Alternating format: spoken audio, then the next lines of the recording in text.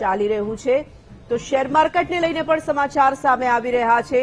2100 પોઈન્ટના ઘટાડા સાથે સેન્સેક્સ 74,351 પર ટ્રેન્ડ કરી રહ્યું છે। નિફ્ટીની વાત કરીએ તો 22,098 પોઈન્ટ પર ટ્રેન્ડ કરી રહી છે। શરૂઆતી વલણમાં ભાજપ સામે ગઠબંધનની નોંધપાત્ર જે ટક્કર દેખાઈ રહી છે। જનાદેશના શરૂઆતી વલણ સામે આવ્યા બાદ ઘટાડા સાથે આજે માર્કેટ ખુલ્યું છે। ગઈકાલે ભારે જબરજસ્ત ઉછાળો જોવા મળ્યો હતો, આજે થોડો ઘટાડો જોવા મળી રહ્યો છે।